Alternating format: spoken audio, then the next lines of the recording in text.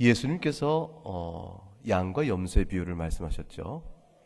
마지막 날에 하나님 앞에서 양무리와 염소무리를 구분하시겠다고 했습니다.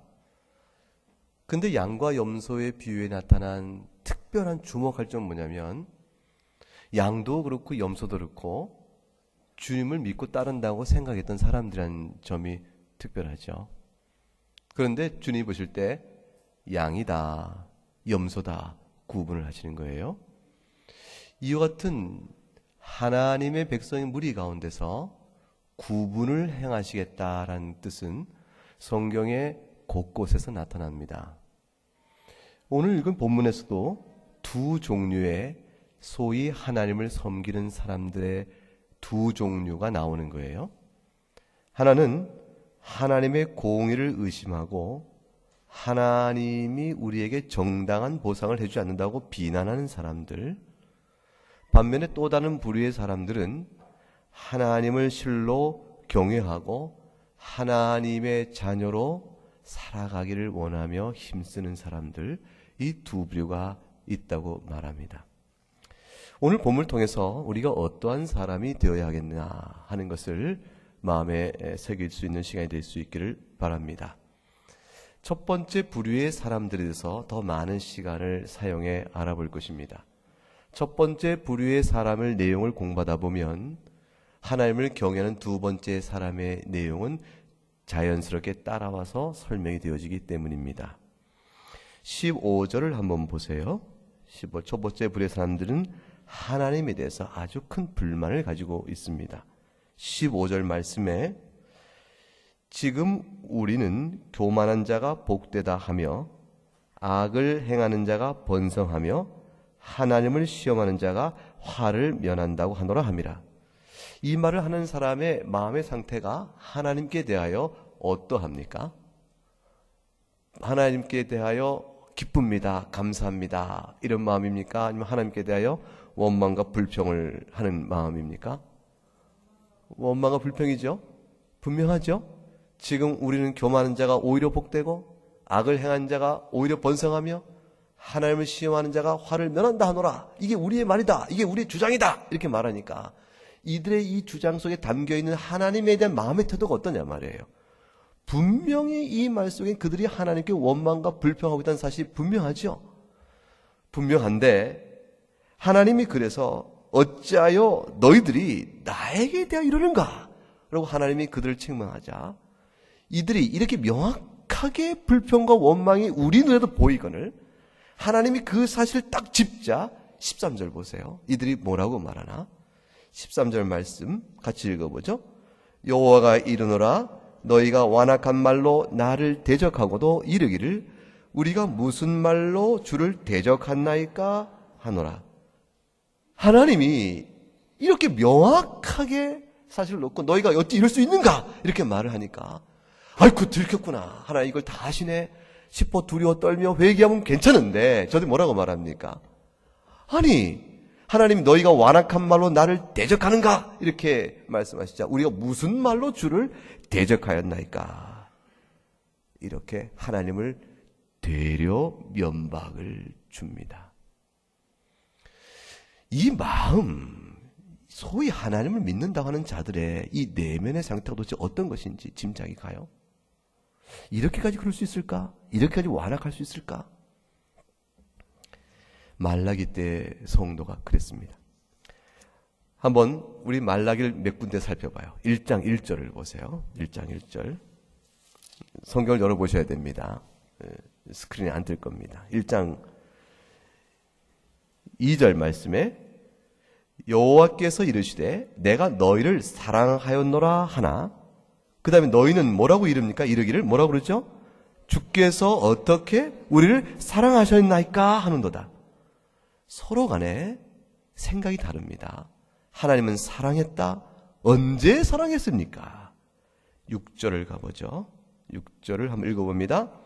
내 이름을 멸시하는 제사장들아 나 만군의 여호와가 너에게 이르기를 이들은 그 아버지를 종은 그 주인을 공경하나니 내가 아버지일진데 나를 공경함이 어디 있느냐. 내가 주인일진데 너희는 어디 있느냐? 하나 너희는 이르기를 우리가 어떻게 주의 이름을 멸시하였나이까 하는도다. 우리가 어떻게 주의 이름을 멸시했습니까? 도리어 저들은 하나님께 면박을 줘요. 하나님께서 행하시는 모든 이스라엘에 대한 판단과 그 내용에 대해서 하나하나 꼽아가며 철저히 부인합니다. 그 다음 보세요. 7절을 읽어볼까요? 시작. 너희가 더러운 떡을 나의 제단에 드리고도 말하기를 우리가 어떻게 주를 더럽게 하였나이까 하는도다. 이는 너희가 여호와의 식탁은 경멸히 여길 것이라 말하기 때문이라. 하나님이 그렇게 한 이유까지 짚어줍니다. 우리가 언제 어떻게 주를 더럽게 하였나이까 하고 그들이 하나님에 대해서 면박합니다. 12절 가볼까요? 12절 같이 읽어요. 그러나 너희는 말하기를 여호와의 식탁은 더러워졌고 그 위에 있는 과일 곧 먹을 것은 경멸히 여길 것이라 하여 내 이름을 더럽히는도다. 오히려 하나님께 증거를 대요. 그러나 그들이 스스로 말하기를 하나님이 여호와의 식탁 그건 더 이미 더 어려워진 거야. 거기에 뭐 신경 쓸 거 없어. 이렇게 말을 한다 그 말이에요. 2장 13절에서 14절 첫 문장까지만 읽어봅니다. 너희가 이런 일을도 행하나니 곧 눈물과 울음과 탄식으로 여호와의 제단을 가리게 하는도다. 그러므로 여호와께서 다시는 너희의 봉헌물을 돌아보지도 아니하시며 그것을 너희 손에서 가까이 받지도 아니하시거늘 너희는 이르기를 어찌 됨이니까 하는도다. 우리가 드린 이 봉헌을 어찌 하나님 받지 않으십니까? 받으셔야 될 거 아닙니까? 그들이 한 행위에 그들이 하나님 앞에 드리는 모든 예물의 성격은 다 잊어버리고 하나님께 면박을 합니다. 17절 말씀 10절 읽어보죠. 너희가 말로 여호와를 괴롭게 하고도 이르기를 우리가 어떻게 여호와를 괴롭혀 드렸나이까 하는도다. 이는 너희가 말하기를 모든 악을 행하는 자는 여호와의 눈에 좋게 보이며 그에게 기쁨이 된다 하며 또 말하기를 정의의 하나님이 어디 계시냐 함이니라. 하나님이 오히려 불의하다. 하나님을 책망하고 판단합니다. 우리가 하나님을 어떻게 괴롭혀 드렸냐? 하나님이 우리를 괴롭혀 준 것이지. 하나님께서 모든 악을 행하는 자를 오히려 옳다 하신 거 아닌가? 우리의 공의의 개념과 우리의 생각에도 하나님 벗어나 있다. 하나님을 악하다고 말합니다. 3장 7절 읽어보세요. 3장 7절 읽어보죠. 만군의 여호와가 이르노라 너희 조상들의 날로부터 너희가 나의 규례를 떠나 지키지 아니하였도다. 그런즉 내게로 돌아오라. 그리하면 나도 너에게로 돌아가리라 하였더니 너희가 이르기를 우리가 어떻게 하여야 돌아가리까 하는도다. 하나님이 회개를 명하시자 하나님 우리가 당신께 무엇을 잘못했다고 돌아갈 일이 있습니까? 그 말에 이건 돌아가고자 하는데 하나님 우리가 하나님께 돌아가고자 하는데 우리가 무엇을 하면 좋겠습니까? 묻는 겸손한 질문이 아니고 하나님 앞에 면박을 주는 거예요. 아니 우리가 무엇을 잘못해서 하나님 앞에 돌이키지 않은 일이 있다고 우리가 하나님께 돌아가야 한다고 말하는 겁니까? 도대체 어떻게 하여야 돌아간단 말입니까? 라고 되묻는 거예요. 이게 지금까지 우리가 쭉 살펴본 말라기 속에 있었던 말라기 선지자가 지적했던 모든 이스라엘 영적 상태입니다. 이럼에도 불구하고 이런 모든 사실이 적나라하게 얼마나 이스라엘 백성이 하나님을 대적했는가 뚜렷이 드러나거늘 이스라엘이 오늘 13절에서 딱 잡았다는 거예요. 13절 뭐라고 딱 잡았대요? 다시 여호와가 이르노라 너희가 완악한 말로 나를 대적하도 이르기를 우리가 무슨 말로 주를 대적하였나이까 딱 잡았다는 겁니다. 강심장도 보통 강심장이 아니고 뻔뻔해도 이렇게 뻔뻔할 수 없고 몰렴치는 몰렴치가 없으며 과연 하나님 말씀하신 대로 양심이 화인 맞은 자라 이렇게 말하지 않을 수가 없는 상태죠. 그런데 이들이 그렇게 하나님 앞에서 죄를 부인할 만큼 뻔뻔한 마음을 갖게 된 데는 이들 나름대로의 계산이 있었어요. 하나님 절대로 괜히 그러시는 것이지 절대로 우리에게 우리의 죄목들을 죄증을 드러낼 수 없어 라는 자기 나름대로의 배포가 있었단 말이에요. 그 뻔뻔함이 있었어요. 그 왜 그러냐면 한번 14절과 15절을 보세요. 14절과 15절 한번 읽어봅니다. 이는 너희가 말하기를 하나님 섬기는 것이 헛되니 만군의 여호와 앞에서 그 명령을 지키며 슬프게 하는 것이 무엇이 유익하리요. 지금 우리는 교만한 자가 복되다 하며 악을 행하는 자가 번성하며 하나님을 시험하는 자가 화를 면한다 하노라 하민이라. 이 말씀을 가만히 듣다 보면 이스라엘 뻔뻔함 속에 자리 잡고 있는 한 가지 그들의 전제랄까요? 배짱이 있어요. 그게 뭐냐면 14절에 너희가 말하기를 하나님을 섬기는 것이 헛되니, 그 다음에 만군의 여호와 앞에서 그 명령을 지키며 슬프게 하는 것이 무엇이 유익하리요 그랬죠? 그 명령은요, 그는 단순한 지시대명사가 아니고 인칭대명사예요. 그래서 그의 명령을 지키는 것, 그것이 본래 뜻입니다. 그러니 보세요. 하나님을 섬기는 것이 헛되니 만군의 여호와 앞에서 그의 명령을 지키는 것이 무엇이 유익하리요? 이렇게 말한 겁니다. 그럼 그 말을 하나님을 2인칭 놓고 직접 대놓고 한 겁니까? 아니면 자기들끼리 한 말입니까? 잘 생각해 보세요. 하나님 앞에 하나님을 직접 대놓고 한 말이에요? 아니면 자기들끼리 한 말이에요? 아니, 그의 명령이잖아요. 그러니까 하나님께 직접 말했다면 어떻게 말할까요? 하나님의 명령, 당신의 명령 지키는 것이 무슨 도움이 있습니까? 이렇게 말하지 않겠어요? 그러니까 이것은 하나님을 제3인칭으로 놓은 거잖아요. 그러니까 이렇게 보는 거죠. 너희가 말하기를, 이 말은 너희들끼리 서로 이야기를 나누며 말하기를 하나님을 섬기는 것이, 야, 하나님 섬기면 소용없어. 만군의 여호와 그분의 명령을 지키는 것이, 그리고 슬프게 행하는 것이 뭐가 유익이 되니? 자기들끼리 이렇게 얘기한 거예요. 자기들끼리. 그 말한 사실을 하나님이 모를 것이라 생각하는 거예요. 하나님이 모를 것이라. 나름대로 판단한 거예요. 나름대로 생각해보라. 하나님이 우리를 위하시는 거야? 하나님이 정말 우리를 돌보시고 계신 거야? 아니, 그렇다면 우리가 어찌 이렇게 될 수가 있어? 생각해보라고. 하나님 명령 우리가 지키는 애를 썼잖아. 하나님 명령 지키는 애를 썼는데 그 모든 하나님 명령에 순종한 일이 무슨 소용이 있어? 우리가 금식했지. 우리가 우리를 곤곡해 하며 하나님 명령도 살려고 애를 썼지. 이 모든 일이 지금 무슨 유익이 있단 말이야? 서로에게 말한 겁니다. 서로에게 말했으니 하나님께 대놓고 말한 것이 아니니까 하나님이 모를 것이라 생각하는 거죠. 불경건한 사람은, 신앙이 없는 사람은 하나님이 자신의 악행과 그 마음에 하나님을 대적하는 모든 죄를 모를 거라고 생각해요. 전혀 모를 거라고 생각합니다. 경건한 자는 그렇지 않습니다. 경건한 자는 하나님이 자기 마음에 스쳐가는 생각도 알 거라고 생각해요. 시편 139편을 열어보세요. 시편 139편.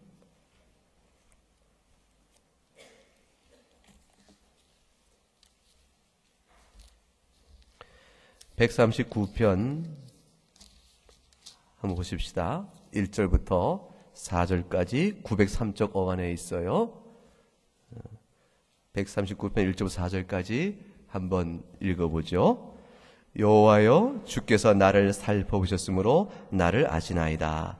주께서 내가 앉고 일어섬을 아시고 멀리서도 나의 생각을 밝히 아시오며 나의 모든 길과 내가 눕는 것을 살펴보셨으므로 나의 모든 행위를 익히 아시오니 여호와여, 내 혀의 말을 알지 못하는 것이 하나도 없으시나이다. 다윗이십니다. 경건한 사람은 이렇게 생각합니다. 하나님께서 내 혀의 말을 하나도 모르시는 게 없지. 7절로 10절까지 읽어보죠. 7절 10절까지. 내가 주의 영을 떠나 어디로 가며 주의 앞에서 어디로 피하리까? 내가 하늘에 올라갈지라도 거기 계시며 수월에 내 자리를 펼지라도 거기 계시니이다. 내가 새벽 날개를 치며 바다 끝에 가서 거주할지라도 거기서도 주의 손이 나를 인도하시며 주의 오른손이 나를 붙드시리이다. 내가 도망칠 것이 없다. 마음의 생각을 감출 길이 없고 하나님의 시선을 피하여 공간 어디나 가더라도 그곳에도 하나님이 계신다. 경건한 사람은 그래서 모든 것을 아시는 하나님인 줄 알기 때문에 그 앞에서 이렇게 고백해요. 23절과 24절 말씀. 시편 139편 23절과 24절 말씀. 읽어봅니다. 하나님이여 나를 살피사 내 마음을 아시며 나를 시험하사 내 뜻을 아옵소서. 내게 무슨 악한 행위가 있나 보시고 나를 영원한 길로 인도하소서. 이게 믿음의 사람의 고백입니다. 내가 하나님 나를 살피소서 내 마음을 아시며 나를 시험하사 내 뜻을 아옵소서. 이것은 하나님 내가 무음합니다. 내가 하나님 앞에 아무 죄가 없는 무음한 사람입니다. 이걸 말하는 게 아니고 그런 교만을 말하는 것이 아니라 하나님의 시선과 안목을 그 앞에서 내가 나를 감출 길이 없습니다. 그걸 인정하면서 그러므로 내가 하나님 앞에서 어떤 악이라도 내 하나님 앞에 내가 거스르는 어떤 대적의 마음, 어떤 죄의 마음이 있다면 이 악한 행위가 있나 주께서 보시듯 내가 스스로 나를 살펴서 하나님의 인도하심에 따라 그 악행을 내가 고치기를 원하나이다. 하나님의 말씀 앞에 나를 내려놓습니다. 라는 겸손한 인정이에요. 이게 경건한 자가 하나님 앞에 서가는 마음의 태도입니다. 경건한 자 이런 고백과 비교할 때 말라기 선지자가 지적했던 이스라엘 영적 상태가 어떤지 확연히 드러나잖아요. 우리를 살게 보십시다. 우리가 하나님 앞에서 어떠한 마음과 태도로 주 앞에 서 있는가 생각해 보세요. 하나님에게는 다 겸손하지만 하나님 앞에 겸손함이라는 것은 이웃과의 관계를 통해서 드러나는 것이죠. 형제를 급박하면서 구박하면서 겁박하면서 급박, 구박, 겁박 이 모든 일로 해나가면서 하나님 앞에서는 겸손하면 하나님이 그것을 가리켜서 외식이요 위선이라 하는 거죠.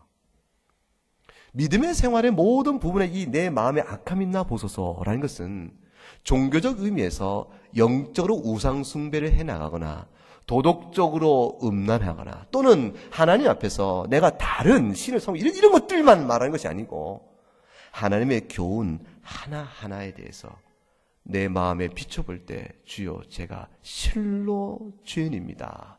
이 고백하는 마음을 갖는가라는 데 있는 겁니다. 하나님께서 모든 것을 아십니다.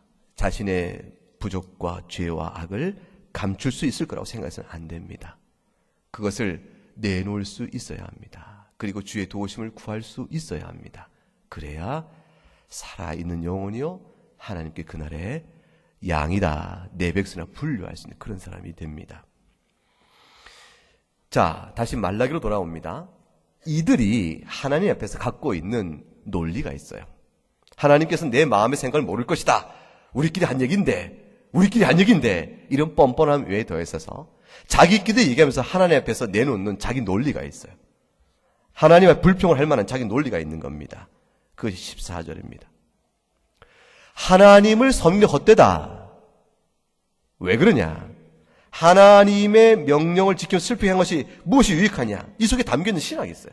그게 뭡니까? 하나님을 섬기는 것이 헛되다. 하나님의 명령을 지키며 슬프게 행하는 것, 금식과 자기를 괴롭게 하는 이 모든 경건의 노력들이 무슨 유익이 있으리요? 이 말 속에 담겨있는 신학적 의미가 뭐예요? 이런 이 이야기를 하나의 불평으로 내놓을 때 이들 생각은 어떤 생각이 있기 때문에 그렇습니까? 반대로 생각하면 알죠. 하나님을 섬기면 어때야 된다고 생각하는 것이죠? 자기들이 생각하는 유익이 있어야 한다는 것이에요. 하나님 앞에서 그 명령을 지키고 금식하고 경건의 노력을 하면 그럼 뭡니까? 자신들이 기대하는 유익이 주어져야 한다는 것이에요. 그것이 그들 마음에 불평을 갖고 있는 신학적 전제입니다.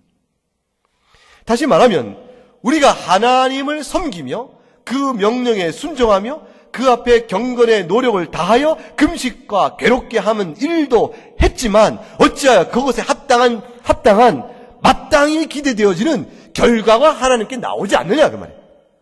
우리가 기대한 바대로 그거죠. 왜 그 보상이 주어지지 않느냐 그 말이에요. 하나님의 교훈과 명령을 지키고 또 금식과 애곡을 하면 그런 형식적이고 기계적으로 그들이 생각하는 유익이 즉각적으로 주어져야 되는데 하나님께 우리가 헌신한 투자한 결과만큼, 하나님께 우리가 헌신한 그 결과만큼, 하나님께 내어드린 만큼 하나님 우리에게 주셔야 될 것이 아닌가. 그것이죠. 자신이 기대한 만큼 주어야 될 것이라. 이들은 나름대로 하나님을 섬겼다 하는 것도 우리가 알펴 살핀 것처럼 하나님이 받을 수가 없는 그런 것들이었어요. 하나님을 섬기기보다는 경멸한다. 하나님이 그렇게 할 만큼 천하고 더럽고 병든 것을 주 앞에 내어놓고도 스스로 생각하기를 하나님을 섬기는 너무 많은 수고를 했다. 이렇게 생각한 겁니다. 그리고 그들이 이렇게 수고를 했기 때문에 자신들이 기대하는 번영을 누려야 할 터인데 하나님이 번영은 고사하고 저 이방인들보다 우리를 대접해 줄 것 같지가 않다. 그러게 하나님은 공평하지 않다. 이렇게 비난을 한 겁니다. 나름의 논리를 갖고 주 앞에 대적한 거예요.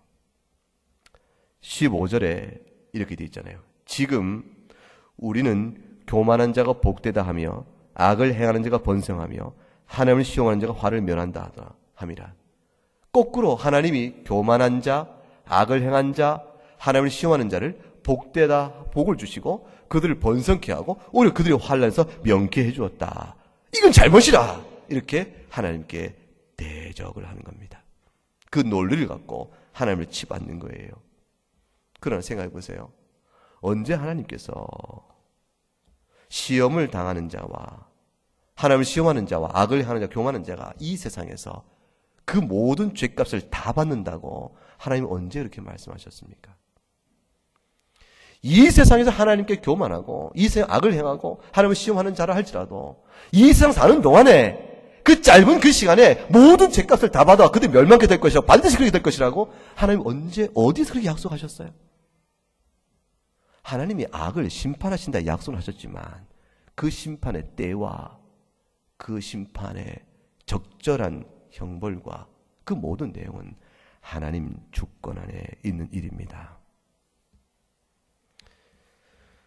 결국 이스라엘 사람들은 하나님 앞에 불신앙의 자기 태도를 이와 같은 신학적 논리와 판단을 기초로 해서 하나님을 형식적이고 기계적인 응답을 하는 자로 만들어버리고 무인격적이고 비인격 존재로 낮추어버린 겁니다. 하나님을 일종의 자동 판매기, 자판기 취급한 거예요. 내가 이 정도로 했으면 툭 무엇이 나와야 되는 것이고 악을 한 사람은 반드시 이렇게 보응이 되는 것이고 그래서 우리가 한 수고의 값을 탁 받고 악을 행한 자는 바로 응보받고 이게 눈에 선명하여 우리 안에 시원케 되어져야 믿을 만한 하나님이 아닌가 그렇게 주장을 한 겁니다. 하나님이 살아계신 하나님으로 모든 악을 오래 참으시사 그 가운데 택한 백성은 그 오래 참으시사 아침내 돌이키도 하시는 것이고 오래 애매히 고난받는 하나님의 백성들에게 훗날에 더하실 영광의 분량을 생각하면서 이 땅에서는 상을 베푸지 않기도 하시며 모든 것이 하나님의 주권과 선한 계획대로 이끌어 가시는 그 놀라우신 하나님을 바라보진 않은 채 자기 생각 안에 한 줌에 들어오는 하나님을 만들어 놓고 그 무인격적이요 비인격적이요 기계적이요 형식적인 주문을 외우면 반응을 해야 하는 하나의 알라딘 램프의 지니 같은 존재로 삼아놓고 그 하나님을 향하여 불경건한 자기의 모든 신앙의 부패성을 왜 감추고 자기 면목을 늘어놓는 것이 지금 이 모습인 것입니다. 경건한 사람은 똑같은 상황을 당해도 다르게 생각합니다. 시편 73편을 한번 열어보세요. 시편 73편. 시편 73편 854쪽 어간입니다.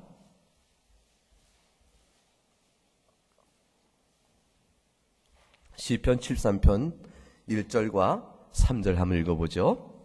하나님이 참으로 이스라엘 중 마음이 정결한 자에게 선을 행하시나 나는 거의 넘어질 뻔하였고 나의 걸음이 미끄러질 뻔하였으니 이는 내가 악인의 형통함을 보고 오만한 자를 질투하였음이로다. 하마터면 내가 큰 죄를 범하였구나. 범할 뻔하였구나. 이런 얘기를 해요. 왜냐하면 악인의 형통함을 보고 오만한 자를 질투하고 하나님께 원망의 마음을 내가 가질 뻔했다는 것이에요. 예컨대 13절을 가볼까요? 13절 13절 읽어봅니다. 내가 내 마음을 깨끗하게 하며 내 손을 씻어 무죄다 한 것이 실로 헛되도다. 내가 이렇게 말했더라면, 내가 하나님 말씀 앞에 경건하게 살려고 애를 썼는데 그거 다 헛것이야. 해봐야 소용도 없어. 하나님이 모르셔. 아셔도 모른 체 하시는 것 같아. 아니, 효과가 없대. 유익이 없어요. 이렇게 말하고 있다는 거예요. 그렇게 말할 뻔했다는 거예요. 16절부터 23절까지 읽어봅니다. 내가 어쩌면 이를 알까 하여 생각하고, 맞죠? 그것이 내게 가심한 고통이 되었더니 하나님의 성소에 들어갈 때에 그들의 종말을 내가 깨달았나이다. 주께서 참으로 그들을 미끄러운 곳에 두시며 파멸에 던지시니 그들이 어찌하여 그의 갑자기 항망하게 되어 놀랄 정도로 그들은 전멸하였나이다. 주여, 사람이 깬 후에는 꿈을 무시함같이 주께서 깨신 후에는 그들의 형상을 멸시하리이다. 내 마음이 산란하며 내 양심이 찔렀나이다. 내가 이같이 우매무지함으로 주 앞에 짐승이오나 내가 항상 주와 함께하니 주께서 내 오른손을 붙드셨나이다. 이게 경건한 사람의 고백이에요. 내가 큰 죄를 하나님께 범할 뻔했구나. 내가 마음을 깨끗하는 게 소용이 없다. 이렇게 말할 뻔했다. 나는 어찌하여 종일 14절에 재난을 당하는가. 그래서 15절에 내가 저들처럼 말이라 하였더라면 하마터면 내가 악행을 할 뻔하였구나. 그러면 이 일을 어찌 내가 생각하면 좋을꼬 깊이 묵상했더니 하나님 마지막 날에 성소에 들어갈 그 날에 저들 졸제 기름치는 미끄럼틀에 미끄러지듯 졸제 황폐하게 하여 하나님이 심판을 하시는구나. 내가 아무것도 모른 채 하나님을 판단하여 경건의 죄악을 범했더라면 22절 내가 주 앞에서 짐승 같은 존재가 아닌가. 내가 우매무지한 짐승 같은 존재가 아닌가. 이렇게 고백하는 것이 경건한 자입니다. 그래서 24절과 26절을 자기의 고백으로 삼습니다. 읽어보십시다. 주의 교훈으로 나를 인도하시고 후에는 영광으로 나를 영접하시리니 하늘에서는 주 외에 누가 내게 있으리요 땅에서는 주밖에 내가 사모함이 없나이다. 내 육체와 마음은 쇠약하나 하나님은 내 마음의 반석이시여 영원한 분깃이시라. 이렇게 고백합니다. 지금 어떤 상태에 이 고백을 하죠? 악인의 형통함을 보면서 고백은 뭡니까? 하나님만이 나의 분깃입니다. 이 고백으로 넘어가는 거예요. 경건한 사람은 악인의 형통함을 빙자하여 하나님을 향하여 불신앙의 완악한 태도를 갖지 않습니다. 세상은 왜 잘 나가고 있는가? 그것을 인해서 하나님을 향하여 그렇게 악한 마음을 품지 않습니다. 자기를 그냥 돌아볼 뿐이에요. 그리고 깨닫습니다. 하나님이 마지막 날에 양과 염소로 경건한 자와 불경한 자를 훗날 심판하신다고 하셨사오니 나는 오직 주 앞에 쓸 뿐이요 주님 외에 나를 영접할 수가 없습니다. 주 앞에 내가 사모할 리가 누구입니까? 내 육체의 마음은 쇠약하나 하나님은 내 마음의 반석이시여 영원한 분깃은 주님이십니다. 이게 경건한 자의 고백입니다. 이런 경건한 사람이 우리가 되어야겠습니다. 사랑하는 교회 여러분, 말라기 때도요 이런 사람이 있었어요. 말라기 선지자가 지적할 만큼 그 온통 이스라엘이 제사장부터 타락했고 선지자 타락했고 백성의 장로 지도자 다 타락했고 온 이스라엘 총체적 부패 안에 있었는데 그때에도 지금 이와 같은 경건한 사람들이 있었습니다. 오늘 이 시대에 조국 교회가 타락했다 쳐보십시다.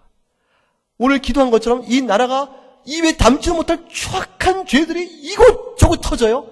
각계 각층 사회적 지위의 고하를 막론하고 곳곳에 썩어져 가고 있는 이 도덕적 타락의 부패상의 한국 사회에 다 잡고 있다 할지라도 사방을 돌아봐도 믿고 의지할 만한 의인이 없는 것 같아도 그때도 경건한 사람이 있습니다. 세상을 핑계로 하여 어쩔 수 없다. 그 말을 하나님이 그 정상 참작의 이유로 받지 않으신다 그 말이에요. 말라기 때 이렇게 비참한 상태 때도 경건한 무리가 있었습니다. 16절에 그들 존재가 나타납니다. 읽어보죠. 그때에 여호와를 경외하는 자들이 피차에 말하매 여호와께서 그것을 분명히 들으시고 여호와를 경외하는 자와 그 이름을 존중히 여긴 자를 위하여 여호와 앞에 있는 기념책에 기록하셨느니라. 피차에 말합니다. 경건한 자들이 서로를 알아봐요. 그래서 경건한 사람들은 경건치 못한 자에 밀려서 너만 하나님 믿냐? 이런 말에 말을 더 섞지 못한 채 웅크려들지 모르지만 서로 경건한 무리들은 서로 모이게 됩니다. 마음을 같이하여 피차 말합니다. 격려합니다. 그리고 중요한 사실은 하나님이 들으십니다. 피차간에 말했는데 16절에 세경 경외한들 피차 말하매 그 다음 중요한 말이 나와요. 여호와께서 그것을 뭐라고 되어 있죠? 분명히 들으셨느니라. 피차 고백하고 위로하고 말하고 있을 때에 하나님이 분명하게 들으십니다. 다 들으시죠. 그리고 어떻게 합니까? 여호와를 경외하는 자와 그 이름을 존중히 여긴 자를 위하여 여호와 앞에 있는 기념책에 기록하셨으니 하나님이 다 기억하신다는 거예요. 잊지 않고 기억하신다는 거예요. 그들은 피차 말하며 하나님 앞에 사는 그 인생, 여호와를 내 마음의 반석이요 영원한 내 생명의 분깃이라, 영원한 분깃을 고백하는 시편 73편의 그 기자의 고백과 똑같은 고백으로 주님 앞에 서는 거예요. 그것이 말라기 때 경건한 사람들이었어요. 하나님이 이들을 인정하십니다. 17절과 18절 말씀 같이 한번 읽어봅니다. 만군의 여호와가 이르노라. 나는 내가 정한 날에 그들 나의 특별한 소유로 삼을 것이요 또 사람이 자기를 섬기는 아들을 아낌없이 내가 그들을 아끼리니, 아낌같이 내가 그들을 아끼리니 그때 너희가 돌아와서 의인과 악의를 분별하고 하나님을 섬기는 자와 섬기지 않는 자를 분별하리라. 어떤 사람들이죠? 이 경건한 사람들을 하나님이 어떤 사람들이라 말씀합니까? 첫째는 여호와를 경외하는 사람들이죠. 여호와 이름을 존중히 여기죠. 그 다음 하나님을 섬기는 자들입니다. 이런 자들 어떤 약속을 주셨어요? 아들을 아끼는 것처럼 아끼시겠다 그러셨어요.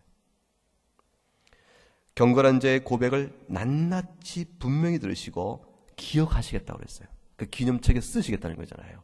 잊지 않으시겠다는 거죠. 그 다음에 특별한 소유로 빼어내서 삼겠다고 하셨습니다.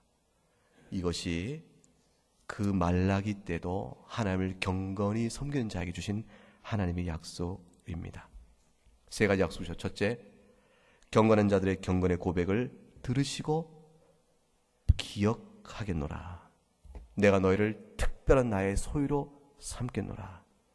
그리고 악인과 의인을 구분하는 날에 반드시 내가 너희를 의인으로 빼어내겠노라.